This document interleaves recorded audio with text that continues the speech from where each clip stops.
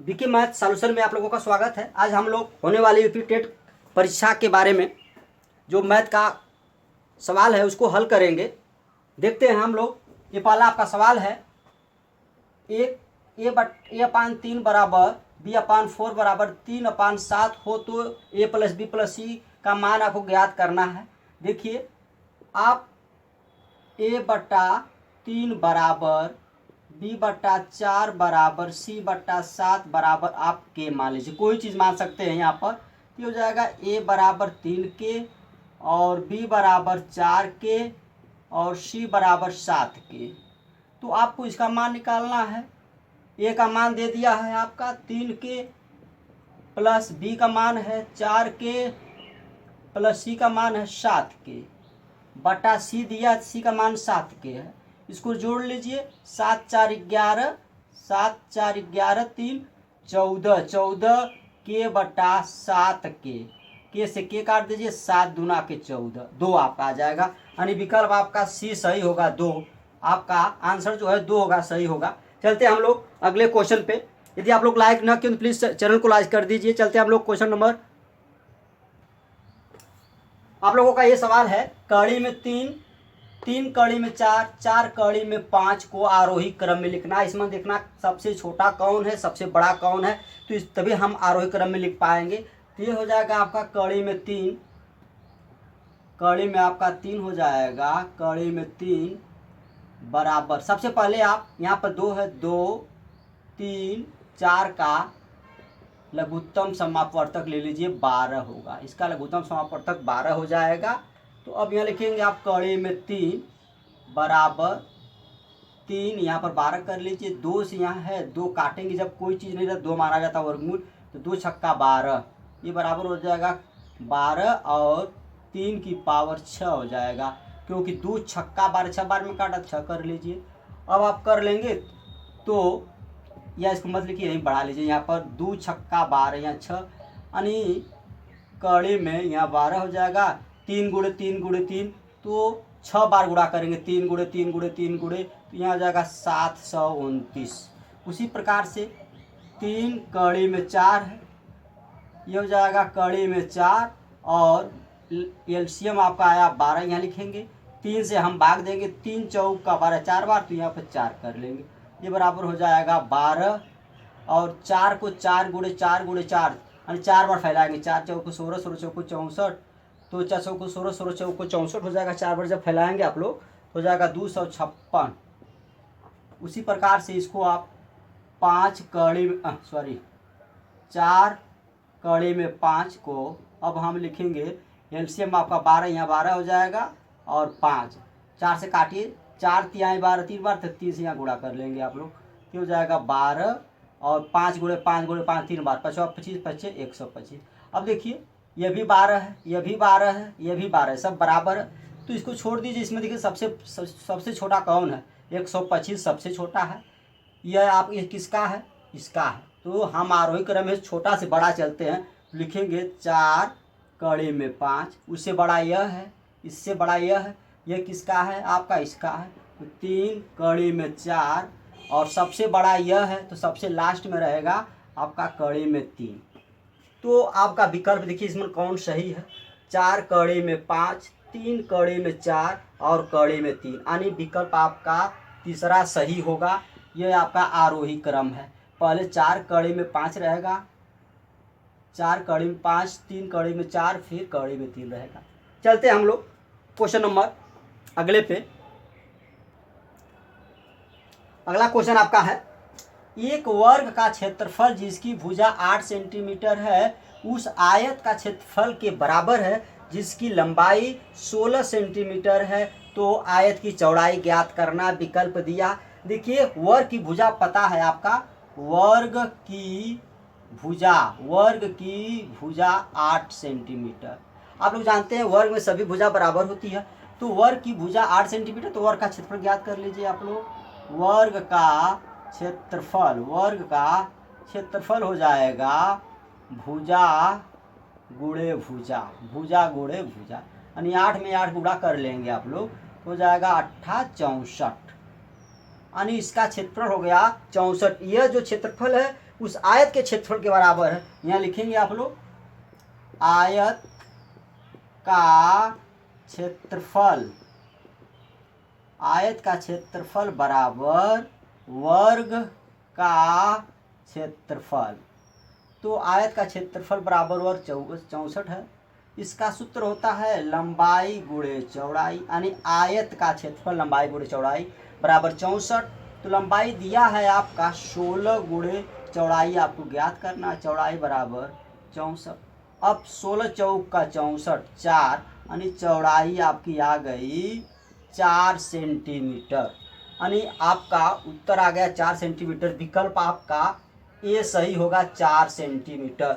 इसी क्रम में हम लोग क्वेश्चन नंबर अगले चलते हैं। दिया है 378 गुणे 336 गुणे 459 गुणे 312 में इकाई का अंक क्या होगा, यानी सबका गुणा करने पर इकाई का अंक क्या होगा। देखिए 2 का हम पहले 9 में करेंगे, 9 दूना 18 के 8। अब 8 का गुणा हम 6 में करेंगे, 8 छक 48, 48 के 8। अब 8 गुणा जब 8 में होगा हो जाएगा 8 64, यानी इकाई का अंक 64 जब हो रहा है तो इकाई का अंक 4 हो जा रहा है। 8 64, इकाई का अंक 4 हो जाएगा आपका, 64 आएगा तो इकाई का अंक 4 हो जाएगा आपका। तो विकल्प आपका 20 सही होगा। चलते हैं हम लोग अगले क्वेश्चन पे। अगला क्वेश्चन आपका है, ये कह रहा कि पाई क्या है। सबसे आसान सवाल, पाई क्या है। अभाज्य संख्या है, अपरिमेय संख्या, परिमेय संख्या, पूर्णांक है। यह अपरिमेय संख्या है, यह आपका अपरिमेय संख्या है। इसी क्रम में हम लोग क्वेश्चन नंबर अगले चलते हैं। क्वेश्चन नंबर आपका अगला है, 10 की पावर 3x बराबर 125 हो तो 10 माइनस 2x का मान होगा। देखिए हम 10 की पावर 3x बराबर 125 करेंगे 5 का घन, 3 से 3 काट देंगे, यानी 10 की पावर x बराबर 5। 10 की पावर x बराबर 5 आ गया। आपको ज्ञात करना है 10 की पावर माइनस 2, 10 की पावर माइनस 2 और x बराबर 5 पर हो जाएगा माइनस 2, बराबर हो जाएगा 1/5 पर 2 घात, बराबर हो जाएगा आपका 1/25, यानी विकल्प आपका दूसरा सही होगा 1/25। इसी क्रम में हम अगला क्वेश्चन लगाएंगे।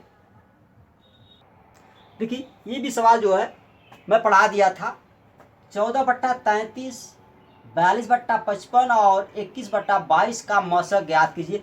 जब बटा में रहता है और जब मौसक पूछता है तो ऊपर का हम महत्तम ज्ञात करते हैं मौसक और नीचे का लसक ज्ञात करते हैं। तो 14, 42, 21 का आप जो है इसका आप मौसक ज्ञात कर लीजिए। मौसक देखिए 7 से काटेंगे आप लोग तो 7 गुना के 14, 7 छक 42, 7 छक 42, 7 त्रिके 21, 7 त्रिके 21। अब कोई एक संख्या से 2 से यह कट जाएगा, यह कटेगा लेकिन यह नहीं कटेगा, 3 से यह कटेगा लेकिन यह नहीं कटेगा, इसलिए मौसक आपका हो गया 7। अब हम नीचे का लसक ज्ञात करते हैं, यानी 33, 55 और 22 का हम लसक, इसका हम लघुत्तम समापवर्तक ज्ञात कर लेंगे। 11 से काटे 11 तिया 33, 11 पचे 55, 11 दूना के 22। अब नहीं कटेगा, गुणा कर लीजिए। 11 तिया 33 और 5 दूना के 10, 33 का 10 में गुणा करेंगे हो जाएगा 330। ये हो जाएगा, इसका आंसर हो जाएगा 7/30, 7/330। इसका मौसम हो जाएगा 7/330, 330। विकल्प आपका तीसरा सही होगा 7/330, यानी ऊपर का मौसक अगर पूछ रहा तो ऊपर का हम मौसक याद कर लेंगे और ये जो नीचे का हम लसक याद कर लेंगे। तो ऊपर वाले हमने मौसक याद कर लिया 7 आ गया, नीचे वाले का लसक याद कर लिया 330 आ गया।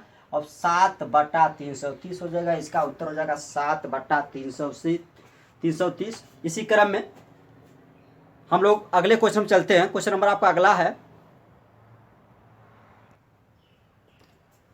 एक प्रश्न था आपका कि ए बी सी में ये मध्य बिंदु डी है, ई है और एफ है। तो बताया था क्या जो है इस डी ई एफ जो है ए बी सी का चौथा हिस्सा है। देखिए 1 2 3 4 चौथा है, चौथा होगा तो ये हो जाएगा आपका त्रिभुज डी ई एफ बराबर 1/4 ए बी सी के यानी आपका यही विकल्प सही होगा। यानी मैं विकल्प भूल गया हूँ, सवाल भी नहीं लिखा हूँ, उतार नहीं पाया हूँ। तो त्रिभुज डी ई एफ बराबर 1/4 ए बी सी के होगा। चलते हैं हम लोग अगले क्वेश्चन पे। अगले क्वेश्चन में आप लोग आते हैं, यदि 12 10 12 में 12 से भाग दिया जाए तो शेषफल क्या होगा, यानी शेषफल क्या बचेगा। आप लोग भाग दे दीजिए डायरेक्ट, 12 से भाग देंगे, एक बार जाएगा 12 1 कम 12 कट गया, एक अंक उतारेंगे, नहीं भाग जाएगी 2 अंक उतारेंगे, भाग नहीं, जब 2 अंक उतारेंगे 0 बढ़ाएंगे, फिर भाग नहीं जाएगी, एक अंक और उतारिए, 1 0 यहाँ और यहाँ बढ़ा लीजिए आप। अब उसके बाद अब जाएगा 12 वट्ठे 96, 12 वट्ठे 96 घटा देंगे आप, यहाँ ये 11 में से 6 जाएगा तो 5 और 2। अब आप जाएगा 12 चौक 48, 12 चौक 48। अब यहाँ शायद हो जाएगा 12 में से 8 जाएगा तो 4, यानी आपका 4 जो है शेषफल बचेगा। विकल्प आपका दूसरा सही होगा 4। चलते हैं हम लोग अगले क्रम में, अगले प्रश्न पर। अगला क्वेश्चन आपका है, पंचभुज के अंतःकोण का योग ज्ञात कीजिए। अंतःकोण का योग आपको ज्ञात करना है। ये हो जाएगा आपका n-2 गुणे 180 अंश। n मतलब 5 या 5 लिख दीजिए और -2 घटा दीजिए और 180 का इसमें गुणा हो जाएगा। तो जाएगा 5 में से 2 घटाएंगे तो 3 गुणे 180 अंश, 18 तिया 54 यानी 540 अंश। आपका आंसर आ जाएगा 540 अंश। विकल्प आपका चौथा सही होगा, 540 अंश। चलते हैं हम लोग क्वेश्चन नंबर अगले पे।